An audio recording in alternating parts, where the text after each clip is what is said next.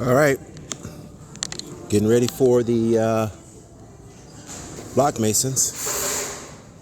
Everybody should be here tomorrow. We poured yesterday, so everything is stripped. As you can see, the forms over there. Over here, we laid it out. We used a chalk line, laid it out. Self-explanatory, tells the block masons that we want to go up to like 20 courses. You can spell out 20 courses, or you can just put like here, they got height 20 courses or 20H. And then you can see right there where it says C1, that's a column. It's going to be an 8 by 12 column. Okay, this is the same thing here. One, like I said before, if you listen to my videos and you're watching them, why we lay it out is so we try to reduce the margin of error. If you know where your block needs to go, then that's where you place it. Same thing over here. We got a column there. Going up 20 courses. I believe this is where the kitchen is going to go here, if I'm not mistaken. As you can see here, that's where the bathroom is right there, because you can see the 4-inch stack pipe coming up, so that gives you an indicator where the toilet is going to be. All right. So here, out there is where the pool is going to be. So we put the cabana here first because the roof on this cabana is going to cantilever over the pool. So it's going to be kind of unique where you could be in a pool and you still can be underneath some shade. So it's kind of cool in that respect. Here you can see all the rebars up. You see the house here.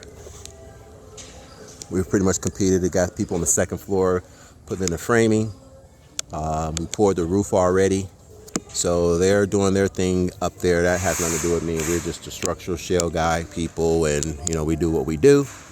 And we're pretty much done. I think we got to do the parapet. You see some, you can't see it, but you see some rebar sticking up there. That's going to be where it's a parapet. A parapet is an extension to the tie beam. Has no functionality other than it's going to give you height. You may need that for the roof because maybe you got a scuppers going in or something like that. But in this case, we don't have scuppers because we got drains going through the ceiling. So it just gives another added feature. We could have just stopped it right there and everything been fine, but the plans call for parapet. So the masons will be doing that tomorrow as well.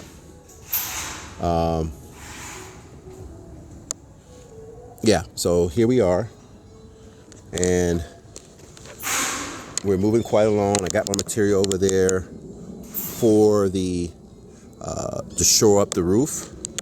I think the thickness of the roof is going to be about like 10 inches. So it's going to be a heavy roof. And so therefore we didn't want to do the pool, because if we do the pool, where are we going to put our shoring at, right? Where are we going to actually put our shoring? And that's the problem. We wouldn't know where to put the shoring at. All right, so let's see what else.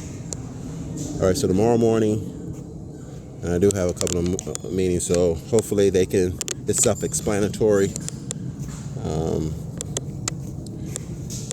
And I'm probably going to have Mackenzie run this part as far as the detail of it.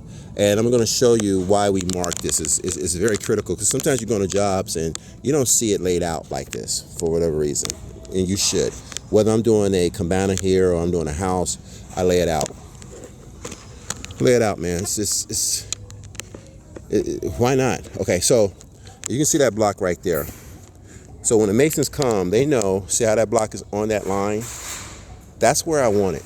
I want consistency throughout. So that block is on the line. I do not want this block to be here.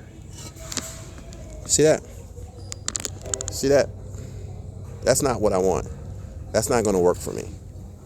That's why we snap the line. Where that line is, that's where we want the block, okay?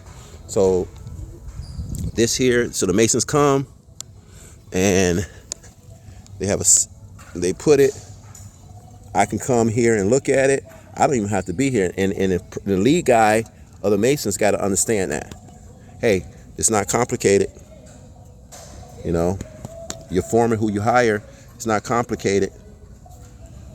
That's what I want. All right. So, but if you didn't have this and you just say, hey, I want you to go up 20 courses, and they follow the rebar, well, maybe the rebar is not in the right spot. Maybe the rebar is too far over to the left and they trying to follow the rebar, try to get it right in the center or whatever. Then you're gonna have a wall that's crooked that you may have to tear down. You tear it down, you have an unhappy owner. It's a whole lot of things. You paying money that you don't want to be spending twice on. Okay, so what I'm saying to you is that when you're doing something, make sure you do your layout. We call this a layout. You can get the survey company involved. The survey company come in and he'll put pins on it for you. And then when you were young, you did connect the dots. You had a picture of a cat, and they said, you know, dot 1, 2, 3, and after you went to like 20 dots, there was the cat. Same principle, okay? So, I enjoy you guys. This is what we do. Palatial, custom, mansions, doesn't matter. We got you. Design build, we got you. On the ocean, we got you there too. This is what we do. And as you can tell, I'm out here. It's, what time is it? Well, it really doesn't matter, I guess. It's like after 6, 7, 6 o'clock, or whatever, because, you know, we're still in daylight saving time. And here we are. And you still got people out here working, man. One thing it tells us a sign when you go to a job site and you see people still working late night, is sometimes it could be because they're behind on something. I can tell you that that's not the case here. People enjoy it. Why they enjoy it? Because one, they like what they do. They take pride in what they do, and obviously they're getting paid for what they do.